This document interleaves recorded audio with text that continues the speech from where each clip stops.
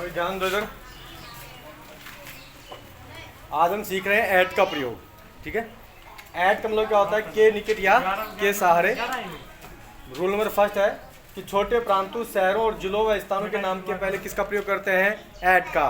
और बड़े शहरों, जिलों व प्रांतों, स्थानों के नाम के पहले इनका। कल समझाया था ना? तो यहाँ पे लिखा है वही एग्जाम्पल, जो इनके एग्जाम्पल भी लिखवाया था वही हम ऐट के एग्जाम रूल का एग्जाम लिखवा रहे हैं कि Mahatma Gandhi was born at Porbandar in Gujarat. तो देखिएगा, गुजरात बड़ा है और पोरबंदर क्या है? गुजरात में छोटा स्थान है, इसलिए हम प्रीपोजिशन एट का प्रयोग किए हैं।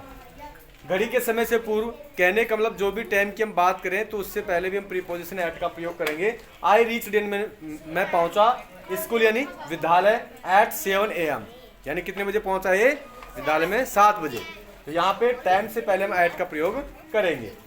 ऑफ यानी का, के अर्थ में भी ऑफ का प्रयोग करते हैं। रोल नंबर फर्स्ट, किसी व्यक्ति की मृत्यु का संबंध किसी बीमारी से बताया जाए तो हम प्रीपोजिशन ऑफ का प्रयोग करेंगे।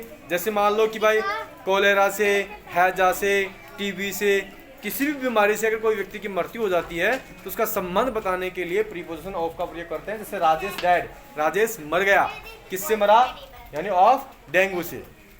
किससे मरा? डेंगू से। डेंगू एक बीमारी होती है, उससे मर गया। तो इसीलिए यहाँ पे प्रीपोजिशन ऑफ का प्रयोग किया है। फोर का मतलब क्या होता है? के लिए। रूल नंबर फर्स्ट है पीरियड ऑफ टाइम, यानी समय अवधि के लिए या समय अवधि को दर्शाने के लिए फोर का प्रयोग करते हैं। यहाँ पे लिखा है राम इज रीडिंग इंग्लिश, यानी राम अंग्रेजी पढ़ रहा है, यानी अंग्रेजी बुक, जो इंग्लिश की बुक है वो पढ़ रहा है। कब से? फॉर 2 days, यानी 2 दिनों से। तो समय अवधि दर्शाई नहीं यहाँ पे कि राम 2 दिनों से अंग्रेजी की किताब या अंग्रेजी बुक पढ़ रहा है।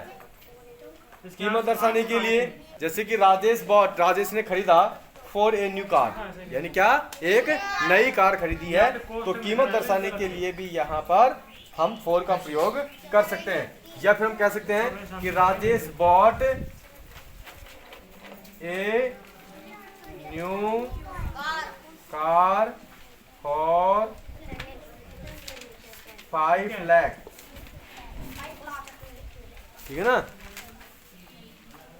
कितने लाख रुपए? 5 लाख रुपए की। तो यहाँ पे कीमत दर्शा दी है ना, 5 लाख। ठीक है, तो यहाँ पे फोर का प्रयोग हम करेंगे। समझ में आ गया? इसके बाद में हम कल बाकी के जो प्रीपोजिशन बच गए हैं वो पढ़ाएंगे। 479 281 को जोड़ के ऐसे निकालता है, कैसे लिख के लाएगी?